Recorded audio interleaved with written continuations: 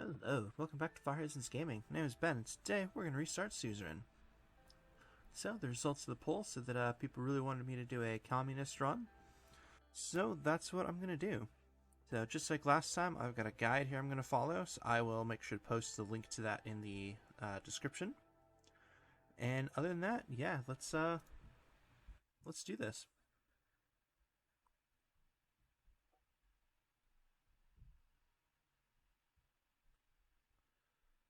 You are my enslavement and my freedom. You are my flesh burning like a raw summer night. You are my country. Nazim Hikmetran. Same quote as always here. Very nice.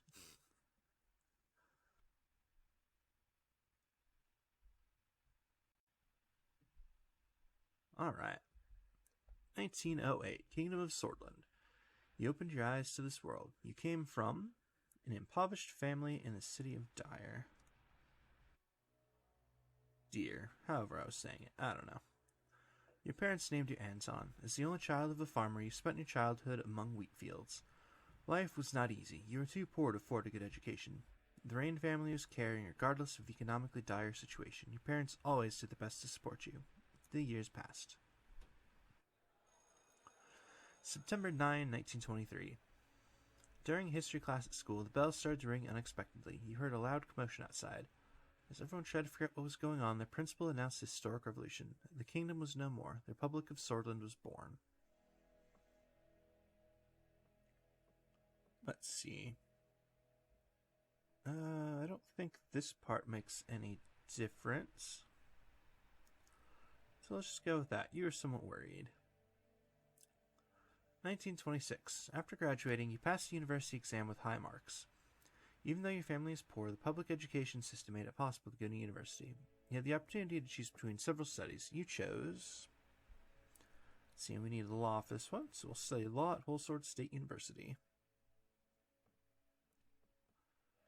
During the first year, you attended a lecture with David Vichy. He was a well-known diplomat from the Foreign Ministry and the son of the president.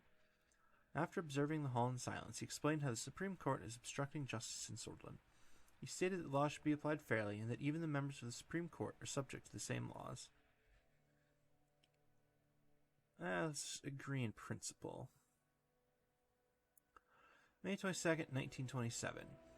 Soldiers entered the campus in the evening ahead of the first election. Many were in shock as the uniformed men created a security cordon and started arresting the teachers. A group of students started gathering in protest. Along with your best friend, Peter Vectern, you decided to... I think I've done protests the last two, so let's avoid confrontation. You heard a loud announcement that echoed through the campus. General Lutheran declared martial law in order to restore the administration. Please stand back and disperse to your rooms. You quickly made your way towards the dormitory, avoiding the scene. Did exactly as they said. As you entered the room, you heard screams coming from outside. Let's just not get involved so we don't have that scene from that kid getting crushed under the tank. Only because I think that'll change our talk with Frank later, so I want to see what happens. So try to bury yourself beneath the sheets, but the screams echoed. It was a gloomy year. The arrested teachers were replaced by those that promoted conformism to the state. Holzer turned a blind eye to the things that were happening. You didn't want to stay idle and decided to join...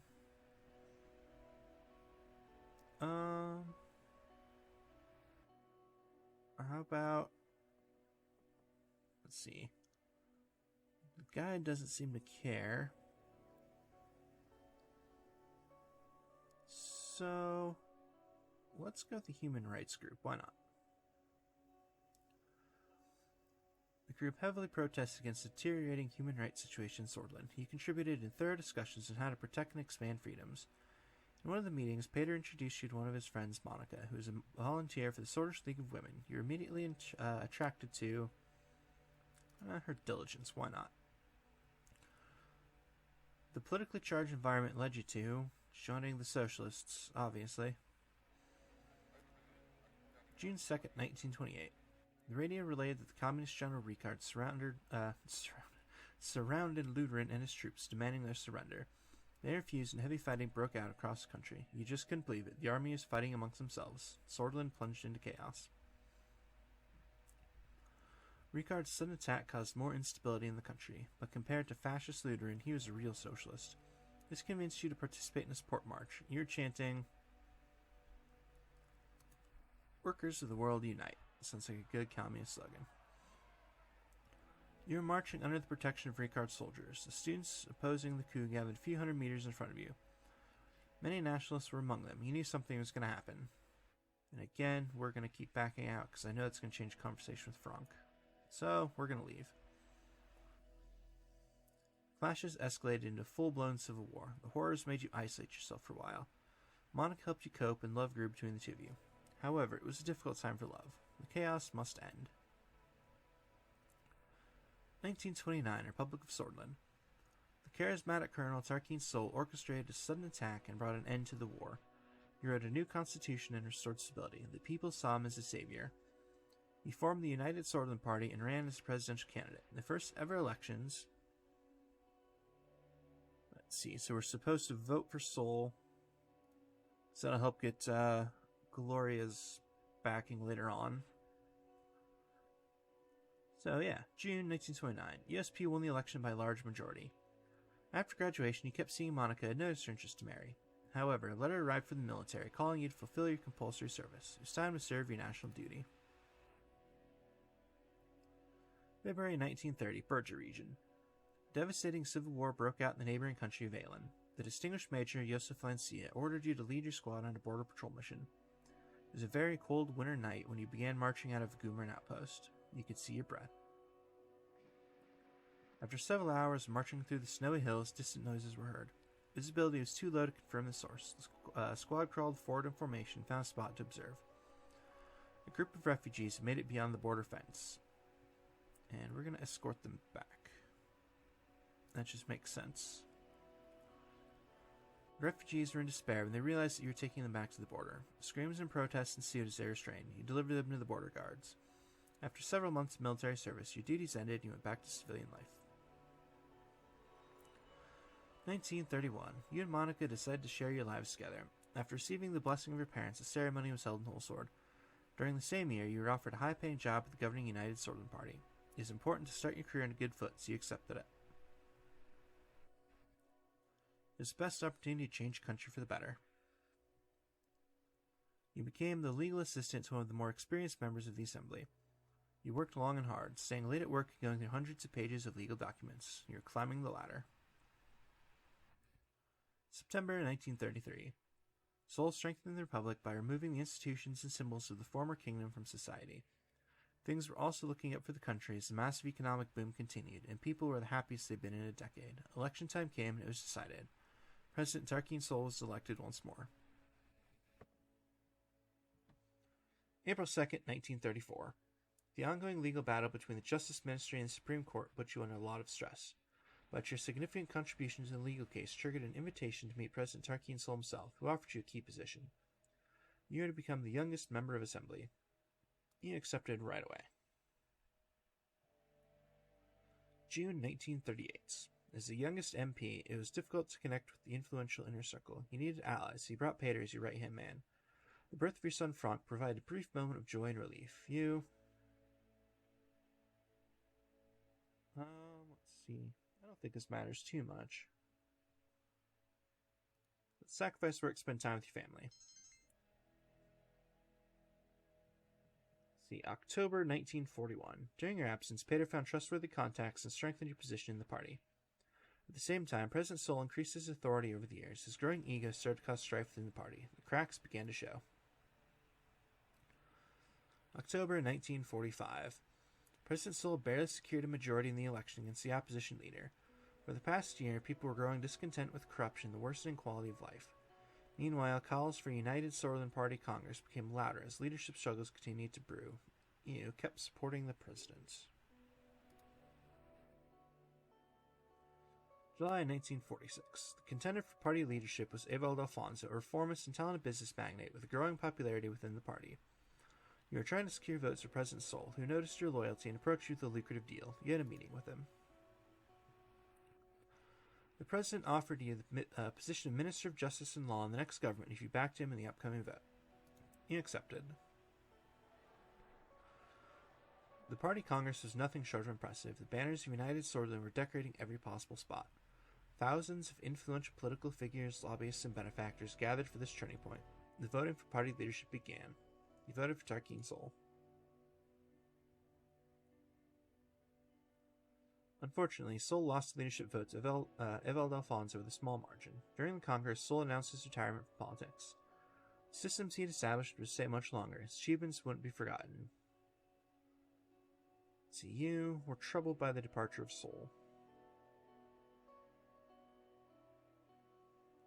October 15, 1946. A month later, your daughter was born. Monica named her Diana. She motivated you during a tumultuous period in the party.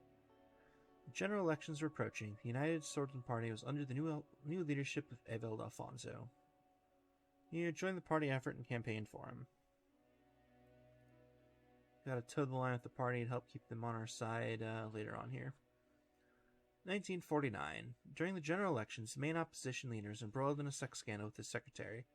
He was replaced by the strong opposition figure Franz Richter, but the damage had been done. The extensive privatization program proposed by Evald Alfonso secured an election victory for the United Swordland Party. Over the next years, you did your best in order to make Swordland a better place. 1951. The presidency of Evald Alfonso saw many bold reforms, but was followed by a serious economic recession. The other parties announced their bids for the 1953 election, but the unfair system hampered all opposition efforts to win.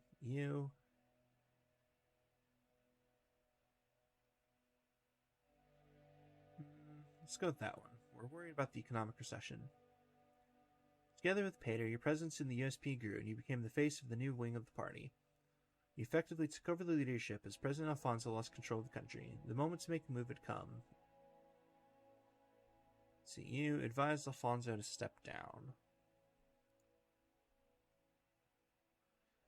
January 1953. He didn't take your advice seriously and started to reshuffle his cabinet, but most of his inner circle abandoned him. Your diplomatic attitude made the party vote you in as the leader. Following this, you announced that you would be running for president in the general election with Pater as your running mate. It was your turn. October 1953. After visiting every city and town during the campaign, he made a speech on state television. You promised to...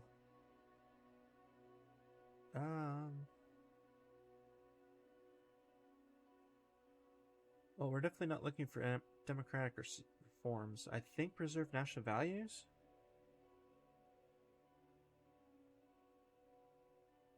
And it seems like probably the best way to try to keep the SP on our side.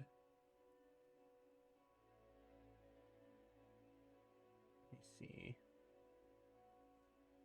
Yeah, I don't really see anything.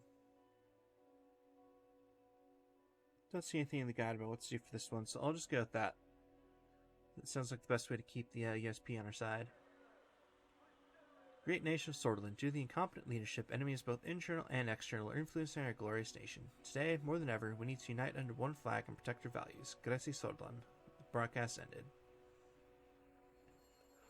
November 5th, 1953. On election day, millions went out to cast their votes. It was time to face the truth.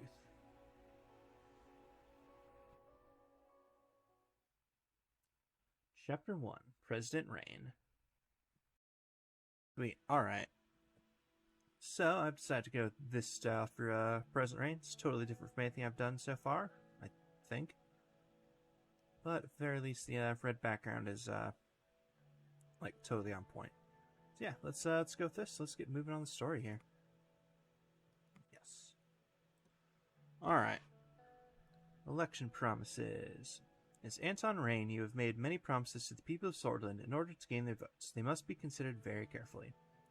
Economy. Swordland's economy has been based on planned doctrine since its formation until the former president, Evald Alfonso, enacted free market reforms. Now the country finds itself between two economic systems. Well, obviously, we want to go with a planned economy if we're going for state control. So, diplomacy. The intensifying global rivalry between capitalist Sarkozy in the west and communist United Cantona in the east is opening new diplomatic possibilities. Swordland could take steps to align itself closer to either one. And again, obviously, we're going with the east. And immigration. In recent years, Bludish, Vasic, and Agnolian immigrants flocked to Swordland due to relaxed immigration laws enacted by Evald Alfonso. As a result, tensions between swords and immigrants have been increasing. Alright, so this is the one I'm not sure on. But the guide says,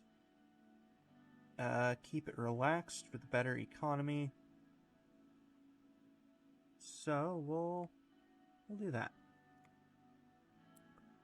Alright, term focus. We have also promised to focus on a certain extensive subject within our first term. People expect us to solve the negative situations within this topic while providing an overall improvement to the related policies. The guide says to promise to fund anything except for the military. So that's cool. So yeah, let's focus on health. Why not? Yes, let's do that. Awesome, alright. 2 weeks have passed since we won the election. Now I was about to be sworn in as the 4th president of Swordland. Thousands were watching the inauguration ceremony and cheering my name, Anton Rayne. The die was cast, and there my story began. In the distance, the Maroon Palace stood on top of the famous Hill of Pride. I had no way of knowing what future awaited me there. I looked at my family. My son and daughter, Frank and Diana, were next to Monica, my wife. Her eyes were glimmering with pride. Then I turned towards the key people who made it all possible. Of course, each individual was promised an important position in my cabinet. As my thoughts slowly faded away, the reality of the situation dawned on me. Orso Hawker, the Chief Justice of the Supreme Court, was waiting for me. The time for the oath has come. I'm ready. Please repeat after me. I do solemnly swear. I do solemnly swear that I will respectfully execute the office of the President of Swordland. And to the best of my ability, preserve, protect, and defend. And to the best of my ability, preserve, protect, and defend the people and the Constitution of the Republic of Swordland. You may now deliver your inauguration speech, Mr. President. Thank you, Mr. Hawker. Brothers and sisters, the crowd looked very eager to listen to me.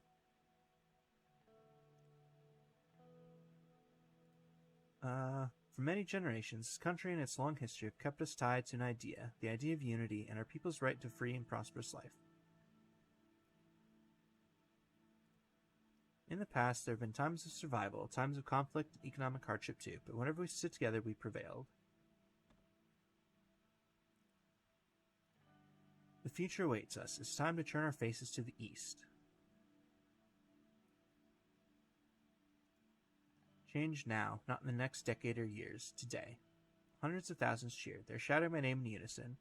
I felt the responsibility, the power, and the burden all at the same time. I raised my fist in the air, which triggered a huge applause. I took a long look at the people of Swordland to burn this moment into my memory. One of the presidential guards came by to notify that it was time to leave. I made my way to the leading car in the motorcade. The presidential state car was a jet black Cadilla, with flags of Swordland above the front headlights. Next to it, a man was holding the door. Hello, Mr. President. Still under the effect of the speech I made, hearing my new title made me smile. If you'll allow me to introduce myself, I am Serge, your new driver. It's a pleasure. The pleasure is all but mine. He respectfully bowed his head before opening the car door, gesturing inside. I entered the car. We'll be heading towards the palace. The motorcade began to move. On the way, Serge proceeded to explain his duties as a driver. As minutes passed by, I found myself lost in thoughts again, barely paying attention to what he was saying. He suddenly made a gesture towards the now closer palace. Is it the beauty, the Maroon Palace? He was right. Sunlight glinted off the palace's many maroon-colored domes. It was so bright that I had to look away. Every time I look at it, I am reminded of my duty to this nation. It's in good hands now. I am sure of that, Mr. President. The car drove past the majestic gates, continued uphill to the entrance, and stopped in front of the doors. Serge got out of the car and opened the door for me. Have a great day, Mr. President. I'm Morgna Vescore. He referred to the famous Swordish phrase from times of revolution, Morgna Vescore, Vectorum Sista, which meant morning will come, victory is close. Vectorum Sista. I made my way upstairs through the extravagant corridors of the palace. Marble and engraved wooden finishes decorated the interior. My footsteps echoed in the colossal halls. The guards bowed their heads in respect as I opened the massive doors to my new office.